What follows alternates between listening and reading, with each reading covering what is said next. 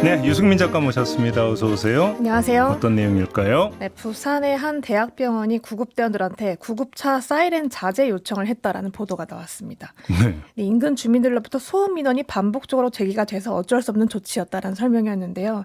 조금 더 취재를 해보니까 이게 비단 부산만의 문제는 또 아니었습니다. 구급대원들이 119 신고로 출동하는 순간부터 사이렌을 켜도 욕을 먹고 꺼도 욕을 먹는 상황들이 매일같이 벌어지고 있다라는 얘기를 좀 들어봤습니다. 아니 그러면 구급차 사이렌 좀 자제하라는 요청이 여기저기서 나오고 있다라는 거예요? 네. 병원도 그렇고요. 사실 병원도 좀 여러 구급대원 이야기를 종합을 해보니까 어떤 곳은 끄고 들어오라, 어떤 곳은 자제를 해달라, 어떤 곳은 켜고 들어오라라는 식으로 통일된 기준은 없다고 합니다.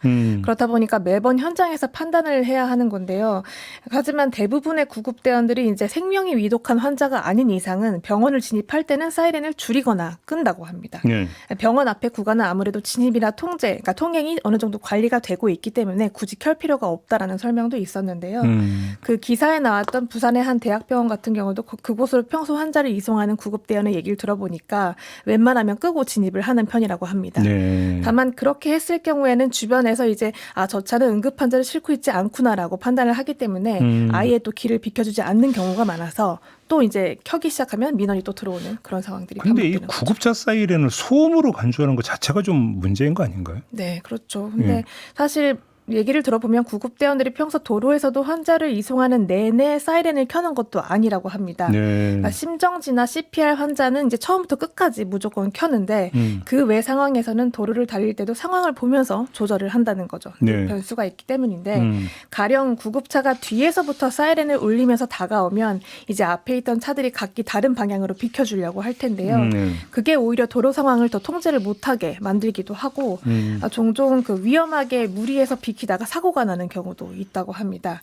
네, 그렇다 보니까 차가 막힌다거나 신호를 위반해서 가야 하는 그런 상황일 때는 이제 켜고 통행이 확보가 되면 다시 줄이는 식으로 조금 필요에 따라서 수동 사이렌까지 이용을 하면서 이제 환자를 이송하고 있다. 그럼 구급대원이 상황에 따라서 맞춰서 지금 하는데 그거에 대해서 또 소음이니까 좀 자제하라고 하는 것 자체는 좀 너무 과한 거 아닌가요, 그러면? 네, 근데 뭐 사이렌 소리를 이미 소음으로 인식하는 경우는 너무 비일비재하다고 하는데요. 네. 뭐 구급차 안에 있던 환자가 갑자기 위독해져서 이제 사이렌을 좀 켰을 때 바로 도로에서 이제 인상을 찌푸리면서 바라보는 그런 사람들도 굉장히 많다고 하고 네. 무엇보다 병원이 이제 요청을 할 때 뭐 환자의 안정이라던가 다른 이유가 아니고 민원 때문에 좀 자제를 해달라라고 요청을 하는 것 자체가 우리 사회가 그만큼 좀 사이렌을 소음으로 인식하고 있다라는 걸 보여주는 단면이라고 또 얘기를 해왔습니다. 혹시 이게 이제 몇 번 뉴스가 된 사설 구급차 네. 문제 제기된 적이 있었잖아요, 뉴스로. 혹시 네. 이런 선입견 때문에 또 그런 것도 아닌가 싶은 생각 좀 들 수도 있네요. 예. 네, 있다고 하는데요. 예.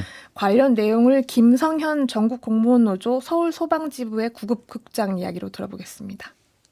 저희가 뭐 이렇게 출동하다 보면 민원이 들어와요, 본서로. 구급차 사이렌 소리가 시끄럽대요. 그럼 그때부터 줄이고 가요. 그럼 또 환자분들이 왜 우리는 사이렌 안 켜고 가요? 그럼 또 켜고 가요. 또 있다 보면 또 주변에서 시끄럽다고 또 신고가 들어와요. 그럼 또 줄이고 가요. 계속 이런 식이에요. 저희도 항상 눈치를 보면서 하는 거죠. 이게 사실 법률로 규정이 되어 있는 거잖아요. 네, 도로교통법상 이제 사이렌을 울리거나 경광등을 켜도록 명시가 되어 있는데요. 이게 또 앞지르기나 속도나 신호 위반을 했을 때 긴급자동차 특례를 적용받기 위함이기도 합니다. 네, 그런데 요즘은 환자가 오히려 신고를 할 때도 오실 때 사이렌을 좀 끄고 와달라고 요청을 하는 경우도 있다고 하는데요. 그만큼 주변의 민원을 조금 의식을 하고 있다는 건데 구급대원 입장에서는 그러면 이 환자가 정말 응급한 상황이 맞나라고 의심을 하게 되는 그런 상황까지 벌어진다라는 거죠. 결국 민원을 의식해서 경광등만 켜고 가도 이런 상황이 발생한다고 합니다. 들어보시죠. 아파트 단지에 새벽에 출동을 해서 환자를 저희가 만나고 접촉하고 내려오고 하면 구급차가 계속 밖에서 1층에 서 있을 거 아니에요. 그때 경광등을 계속 켜놓거든요. 그럼 아파트 관리하시는 분이나 주민들이 항의를 해요. 번쩍번쩍 하니까 이거 끄면 안 되냐?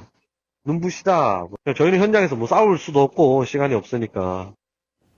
네. 네, 그러니까 사이렌이나 경광등이 켜져 있다라는 건 정말 구급대원이 이 환자는 위급하다, 빨리 가야 한다라는 걸 어쨌든 바깥으로 어필을 하는 건데요. 그 신호가 이제 시끄럽다라던가 눈이 아프다라는 민원에 흔들리기 시작한다는 걸 좀 알 수 있는 그런 이야기들이었습니다. 알겠습니다. 잘 들었어요. 네, 유승민 작가와 함께했고요. 조금 전 인터뷰에서 김종혁 전 국민의힘 최고위원이 윤석열 전 대통령에 대한 긍정평가가 12%다 이렇게 언급을 한 바가 있는데 이건 한국갤럽 자체 조사 결과입니다. 11월 25일에서 27일까지 조사한 결과인데요. 자세한 사항은 중앙선거 여론조사 심의위원회 홈페이지를 참고하시면 됩니다.